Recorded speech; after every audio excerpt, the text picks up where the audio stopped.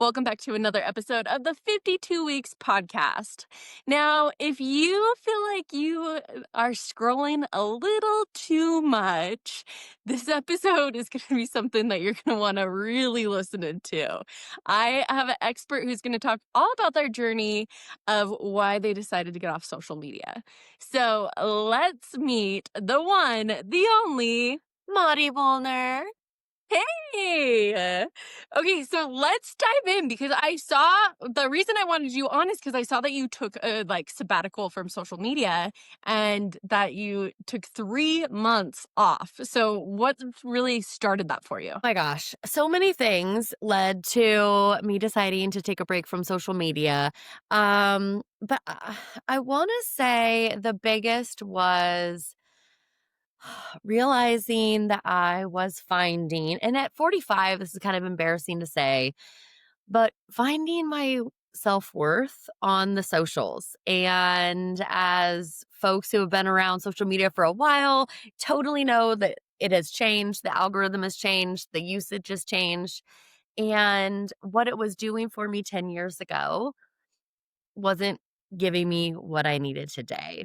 And so I was hearing rumblings of big people, influencers who I would call mentors for me leaving social media, like Glennon Doyle, Marie Forleo, and these big names, though, they have teams. And so even though they as a person left social media, their business and their team still took over that side of social media. So I thought, well, I can't do it because business would fail or whatever.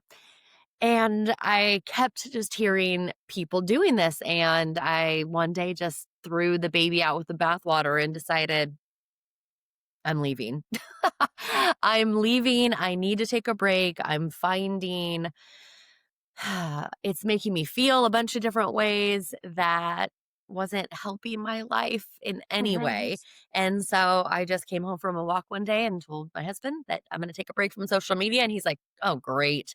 Because I love doing these experiments where I cut things off and see what happens to my life. And so I quickly drew up a Canva art that says unplugged, find me on my email list. And that was it. I was off for about 3 months.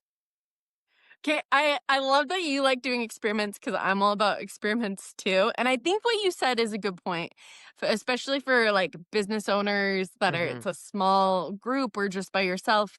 These big teams, I mean, Ed Sheeran, he only has an iPad, Like I heard that he didn't hear about Taylor Swift's engagement because he only has an iPad. He doesn't have a phone. That's And hilarious. but, you can detach when you're a big celebrity. You have a team that's, Mhm. working everything out for you, and so for with your business, Yeah. how much of your business was coming from social media before, and was that a huge risk for you to put up that Mhm. Canva template and say, "Okay, if you wanna find me Mhm. on the newsletter?" Yeah.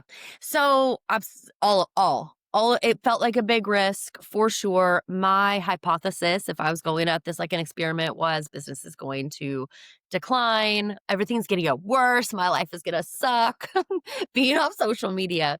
I have been a life coach for 7 years, and during the sabbatical, crazy things happened in the business that would never have happened had I stepped away. And I've completely changed the model, and it's absolutely insane what's happening now. So, what it did for me was I started going to coffee.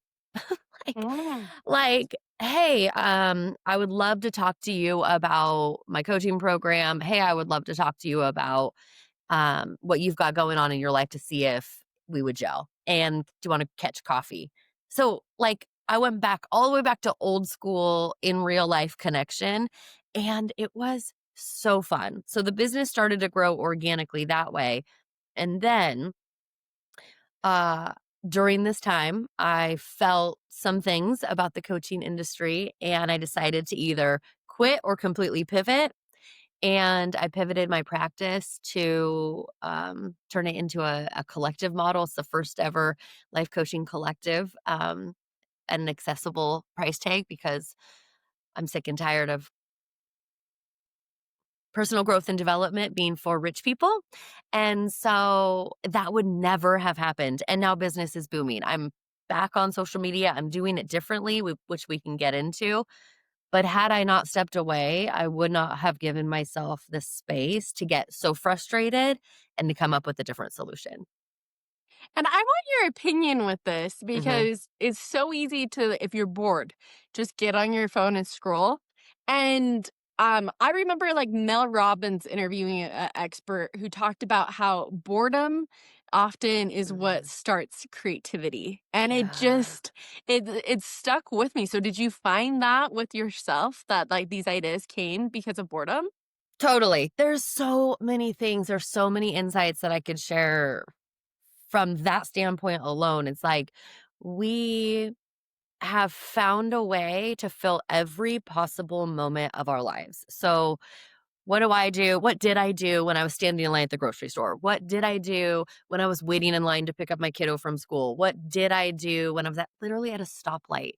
I picked up my phone, I clicked on the Instagram icon, and I left my life. I left what was happening in my world, in my life, and I transferred that to whatever the algorithm decided I needed to see in that very moment. And so, absolutely, boredom was one of the things that came up pretty quickly for me. Uh, Taking this sabbatical, it was like, what am I going to do with not only like the hours we spend scrolling, but what am I going to do with those in between moments? What am I going to do at the grocery store? And what happened was I started like, hey, how's your day going? Talking to people. Coffees in real life versus connecting through DMs. And I put connecting in air quotes and asking people what they needed and getting creative when it came to business. And absolutely agree that boredom can be a catalyst for creativity. Well, and something that you said, I've never thought of this before, but that when you get on that app, you're leaving your life. Like that, oh my gosh. And I heard somewhere that especially this younger generation, Gen Mhm. Z, that they will have more memories of other Oh. people than of their own life. I just And got here chills. hearing that, and I don't know if that's factual, but Yeah. like, it makes sense, right? Like, we're leaving our lives to go watch someone else's, and I've recently been trying to, like, cut back on scrolling, and Mm, then, like, last weekend, I got back in the habit, and such a difference, right? And then I was like, I don't wanna scroll, like, I don't totally. need to know what the TikTok trends are, like but there's that part Yes. of you that you feel like you're missing out, not being Oh on my social gosh. media. So much to say on all of that. So I want to write down. Okay. When we get on social media, we are literally outsourcing our well being, our state of mind, our emotional headspace, and even sometimes like our physical space. We're outsourcing that to whatever the algorithm wants to shell us that day. So we might be feeling happy and joyful. We get on the thing, we start scrolling, and we see something devastating. We're not meant to see, right? Especially this day and age. We might be kind of feeling sad or low. We get on the socials, we start scrolling. Guess what we start seeing? All the happy, all the amazing lives that everybody posts. That is going to just deepen our sadness and deepen our loneliness. Truly, it's a hijack of our lives. And all of a sudden, we're handing over control for everything. Control of our thoughts and how we feel and our emotional state. That's my thought on getting on social media. Just know that you're, turning yourself over, handing over control to the algorithm. On the FOMO piece, I'm going to push back a little bit because I thought for sure when I went into this experiment, I was like, I'm going to have so much FOMO. I'm going to feel like I'm missing out on everything. And I did for a minute, but pretty soon because I wasn't on, I had no idea what I was missing out on. And when you don't know what you're missing out on, there's no fear. There's no like, I don't see the party that I wasn't invited to. I don't see the, mom posting about their kid that's cooler than my kid. And I'm just making shit up. Oh, can I swear on this podcast? Yeah, you're fine. Um, and so it was an interesting thing. I thought I would have FOMO, and I actually had less FOMO because I didn't even know what I was missing out on. I went to a retreat a couple weeks ago, and I was talking to a mom about my social media sabbatical, and she was like, "Oh my god, I wish I could do that. Ugh, this weekend is gonna suck so bad." I was like, "What's happening this weekend?" She says, "Homecoming at the high school, and my kid's not going, and I know I'm gonna see all the other parents posting about their kids' gorgeous homecoming pictures, all the fun that they're having." And it just made my heart a little sad for her. Like, then don't look. If you know that that's how it's gonna make you feel because you're human, like that's all of us, what if you just didn't look? Yeah, and I love what you're saying with this because, like, the time that I have, like, spent off of it, I feel more grateful, right? Because I'm not, Mm. like, comparing to other people or like, honestly, back in the day, you didn't know what your neighbor's house looked like unless you got invited over, right? Yeah. And you didn't know all this, like, these things about people unless, like, you were in person having that conversation or on the phone. So I think that, like, gratitude sort of did you see gratitude sort of play a part for you too? Yeah, I don't think we're supposed to know as much as we do. Like, I don't think we're supposed to know what everybody's eating for lunch or their amazing lives that's fabricated anyway. And so, you know, grateful, I would say more present is how I felt. So, I didn't notice the gratitude in the moment, but I think that's what it was. I think you're hitting on something that I hadn't put a word on. It was more of just being slower in my life. Like, I would take a photo and then put my phone down. I would have a laugh with a friend and not go to post it. I would hear a joke and not feel the need to share. So many things happened because of me being more present. I share this story, and I guess probably the family's more grateful because more things showed up for us. I shared this story. Do you listen to country music? Okay. I mean, I know a few, but not, like, diehard. We went to a Morgan Wallen concert, Okay. a couple months ago while I was in the middle of the sabbatical, and going to concerts is kinda like my husband, mine, and my youngest is our thing. We like doing that together, and my youngest loves the music and the country music, so he always listens to or learns all the openers. So, like, the people who are up and coming or nobody Yeah, knows yeah. who they are. So we get to the place early to watch the opener, and it was in where the Seahawks play, so it was a huge, huge stadium, and literally there's like 10 people for the opener. Like, it was like, "Echo, echo, echo," and there Mhm. was nobody there except for us and some other people, and we watch him, and Xavier knows all the words, and it's so fun. And so after we watch him play, we go to the restroom and we get separated. So the boys go one way, I go the other, and I say, "Meet me back." I text him, "Meet me back at the seats." And because I wasn't on my phone, I didn't have photos. I was actually just watching the show, and there was nothing to post to my stories. Before my sabbatical, it would be like picture post, telling the story. I'm having this amazing experience. I can't wait to share with everyone. But because I wasn't doing that, my head was up. I was looking around, and I literally ran right in to Zach John King, the opener. I was like, "Oh my god, I just saw you perform. You're so amazing." And I grabbed my phone, and he was so cute. He's like, "Oh, do you want a photo?" And I said, "No. Would you please come back to the seats with me and so you can meet my son? He's a big fan." So I grabbed his hand and he comes all the way back to the seats with me. We walk through the crowds now filling up. Nobody knows who he is. And I was Mm. able to say, like, "Oh my God, look who I found." And they got photos. And it was just the coolest experience because I was present, Yeah, yeah. because my head was up, because I wasn't in my Instagram. And, my kiddo was super grateful, I'll tell you that much, because we had this experience that would never have happened. At a event, it's so easy to just, like, be scrolling and walking and, like, not paying attention or any downtime, before the people are on. You look around and everyone's on their phones, so you aren't talking. Yeah. Because it's awkward, like, it's awkward to be in real life now. It is, we've made it awkward. Our phone has made it uncomfortable to sit alone, for any length of time and just, like you said, be bored.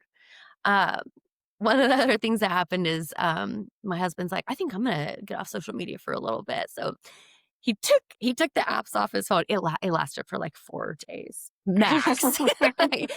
And we dropped one of the kiddos off at guitar, and we always go get a happy hour while he's at guitar.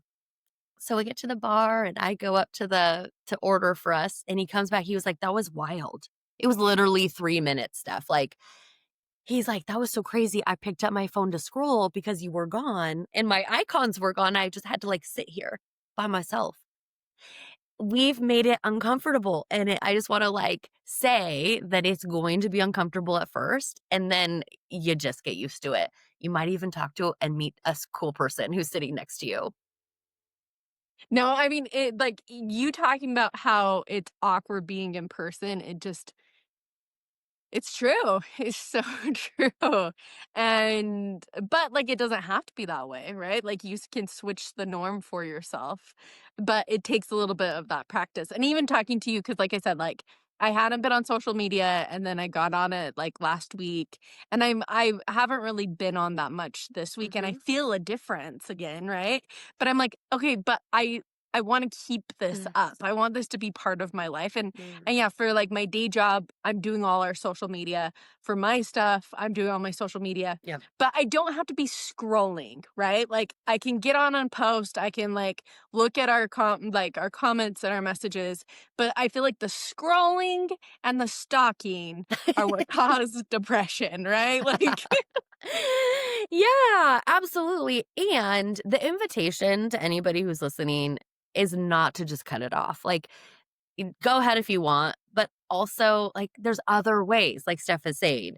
I'm now back on social media, and I just have some guardrails in place, and they're super easy. It's like I post and then I ghost. Like, I I just don't even look again. I don't even have the apps on my phone, and so it's truly work. So I do it from the laptop. Although Instagram is hard. So when I'm going to post on Instagram, Mhm. I'll download the app, I'll post, and then I'll delete the app. And really just scheduling time to look at Facebook and reply to the DMs and treating it like a tool versus like part of my life, right? It's just a tool. It's like checking email. Are you going to let it consume you? Some people do. Or are you going to be a little bit more intentional about it? And you can still have impact. Business can still grow. And also, I was talking to another gal who she has a 3 swipe rule, which I thought was really cool. So if she's scrolling and she's swiped 3 times and she notices she hasn't interacted, like liked or commented, she knows that's it. Now she's into that numb out zone because she likes, also it's a tool for business owners to, Mhm. when we engage with other people, they engage with us. We get that, we understand. But I liked that idea of like, if I see myself going more than a certain amount of scrolls without actually engaging, that's it. That's my cutoff. That's such a good tip for it, and I think too, like, you guys might be listening and you're like, "I don't really have a problem with social media," and that's great, like, props for that, but the reason that I wanted to have you on, because like, this podcast is all about, like, goals and, routines and everything, is because for those people that want to make this change, Mm, to be able to give that guidance, because, like, for me, when I realized it was a problem, I was like, "Okay, like, 5 minutes sometimes is turning into 5 hours." Like, absolutely. that's I could be doing so much with that, or I could actually be relaxing because I wasn't feeling refreshed after that, you know? Yeah, and I just want to say that you're not alone, right? Like, this is something that people aren't really talking about yet. I'm hoping to destigmatize some of the negative effects that we all know. Like, we know it has negative effects, but it's kind of embarrassing to say like, "Ugh, it's affecting me," right? And so Yeah, I'm yeah. hoping to break that open. Let's destigmatize it and be like, "Yeah, I was literally scrolling for 3 hours yesterday. Who cares? Who cares? It's all about the awareness and what do we do with that information?" And like you said, some folks have curated their feed to only bring them joy and only bring them hope. And, they're few and far between, but I have talked to them. It's doing exactly what it's intended to do for you or exactly what you want it to do for you. Perfect. for the majority of us, like, we get sucked in. We can't beat the algorithm. It makes us feel a certain way.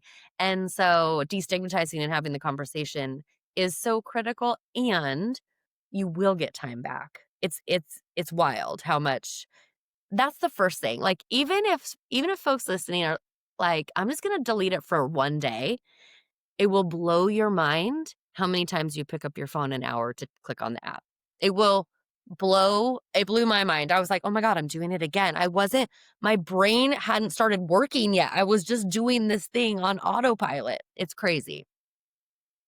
No, I agree because I found that, as well, always reaching for my phone, and so then I, like, had to put my phone in a different room because 'cause I'm like, "Guess what? Like, we aren't that popular tonight. We aren't getting a ton of messages or calls. Like, you're fine. I don't need to be Yeah. checking it every 5 minutes."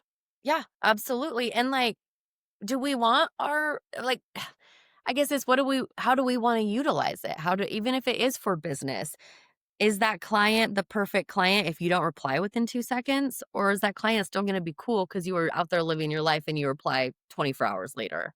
I don't know. Yeah. No, that makes sense. So, as you went through this experiment and now you're Mhm. talking to other people about it, what has been, like, people's takeaways as you chat with Mm. them?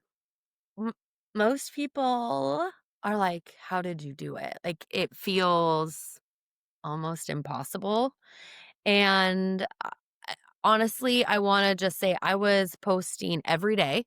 I was on stories at least 5 times a day. Like, I was very, very much, like, showing my entire life, right? Everything was on there. So much so that the kids, if I took a photo, would be like, "Don't post it.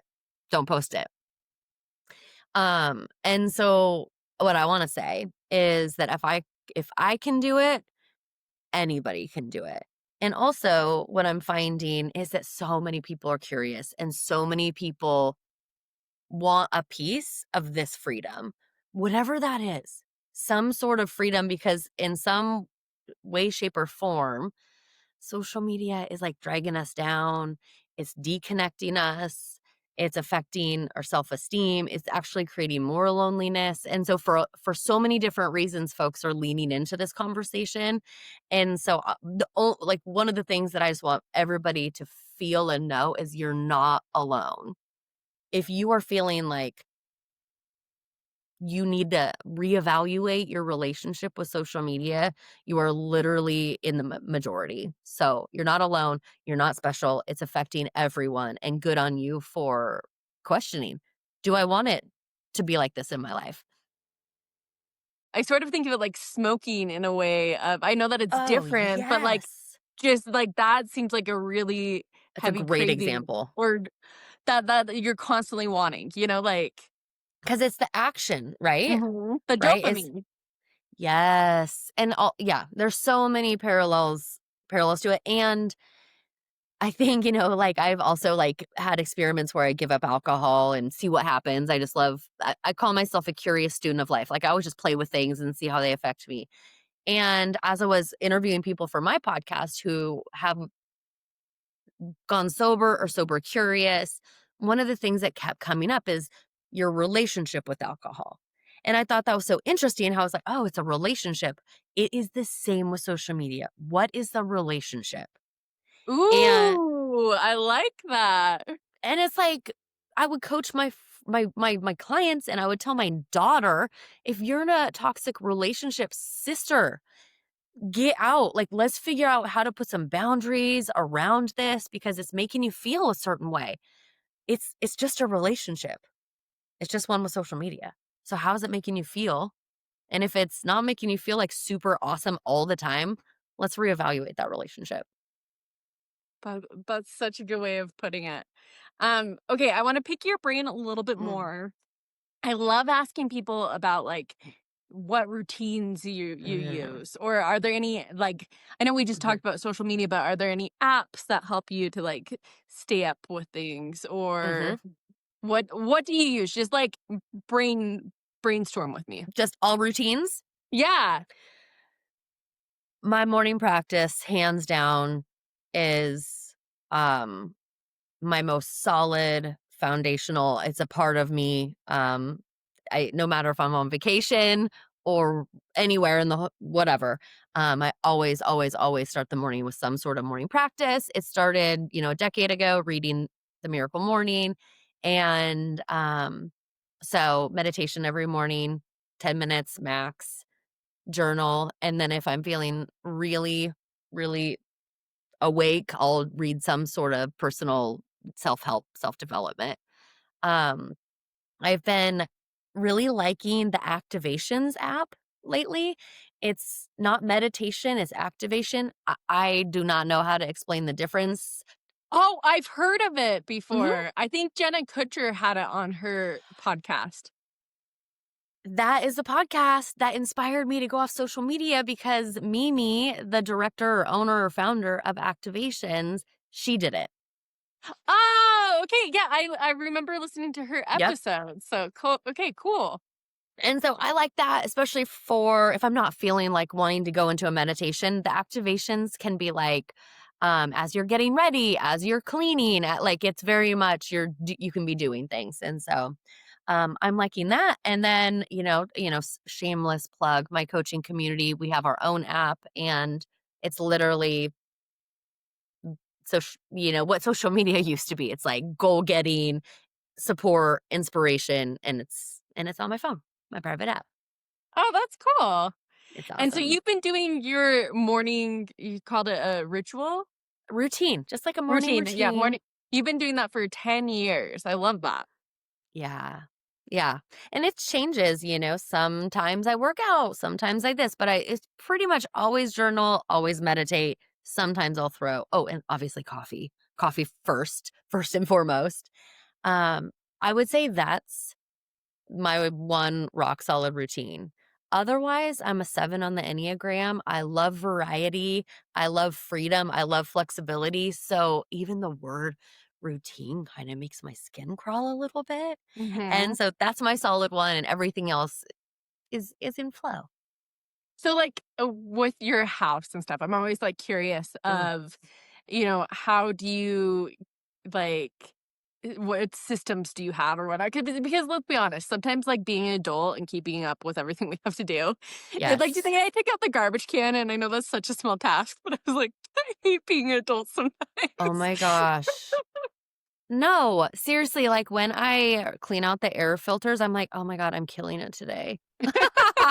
Right? Right? Yes. Mm. Okay, I'm gonna tell you. So one of my coaches, Elisa Enriquez, she is a productivity and systems coach. And she has you need to have her on the podcast. She's created a system called Get Your Shit Together or Get Your Stuff Together. And she teaches this system where it allows for people, women, to do a lot of things and move forward what matters most. So I have a podcast, I have a insurance agency, I have a life coaching practice, I am a real estate investor. I'm like, what else? There's other things that I have going on. Mom of 3, and seamlessly handle all of that because of Elisa's GIST system. Oh, that's awesome. They don't teach us this stuff. They don't teach us how to create a system and stay organized. And so many women I talk to are overwhelmed. They're busy, and her system, folks, go check it out. She's also one of the coaches on my faculty staff inside the crew. Her system has made me feel calm, centered, even though I've got a lot of stuff going on, as we all do. See, and this is why I love picking people's brains because I feel like over time, like I've changed different things that I do and pick wha- whatnot. So, We learn from, like, why recreate the wheel? If someone is mhm. killing it out there on a podcast like you are, study her, see what she does. If someone's out there killing it on systems or a morning practice, we can learn from each other. This is the beauty of women sharing tips and tools. We all have different lived experiences that we can learn from each other. Oh, for sure. So, okay, you had talked about how during this time, though, of not being on social media, you decided to create a collective. Is that what it's Mhm. called? Tell me more about this. Mhm. So, OG life coaching, the way most people do life coaching is one coach and then a clients and that's that. And sometimes there can be a little bit of like a guru vibe where one person could do it all. And I did that for a long time. I had the crew, it was my community, and I got lonely. And folks inside the crew were asking for support around health and wellness, around mindset, around systems and productivity. And I'm not an expert in those things. I'm an expert in goal setting, goal getting, accountability. And so I decided I wonder if anybody's done like a life coaching collective where members can come in and pick and choose which coaches that are on faculty, paid well. I pay women well. Everybody should pay women well. Um, Pick and choose which faculty member, which coaching session to go to. And so I have 3 coaches on staff. I'm one of the coaches as well. So you have access to 4 coaches, at least 15 calls a month and the cost is always $97 a month. Oh, So, that's awesome. yeah, it's accessible, expert level, like, these are the best of the best. If you hire them on their own, they're $500 an hour. Best of the best coaches in a collective providing a holistic health, wellness, mindset, goal getting, and the idea is it's kinda like a health club where you don't go to the health club and do everything. You might be in a season of strength training, and then you go do that for a while, and then in a couple months, you're in a season of Pilates or stretching. It's very much like that, where some folks come in just for the mindset, some folks come in just for the coaching with me, and other people want everything, and so I've created a collective, and this happened 2 months ago, and it has grown by 33% in 2 months. So, it's what Wow. it's what women need, it's what women want, and I never would have had that capacity to create and bring this to life had I not stepped away. Well, and I didn't realize that so your challenge off social media, that was recent then. Like Yes, it was this okay. summer. Yeah. It was summer. Oh, so you're fresh off of that.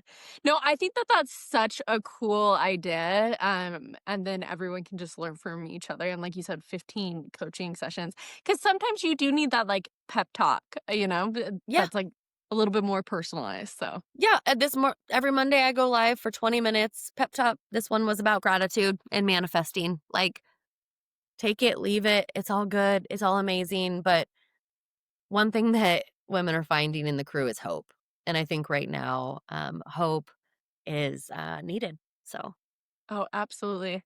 Okay, to wrap up though, you mm, said that you're expert with goals and accountability. So I mm. just have to pick your brain.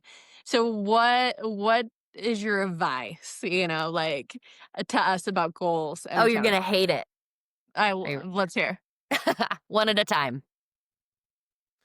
One goal at a time. The more goals we have at any one given time, the least likely we are to hit any of them. And it sucks, especially for the goal getters like you are, like I am, like all the ideas, all the things.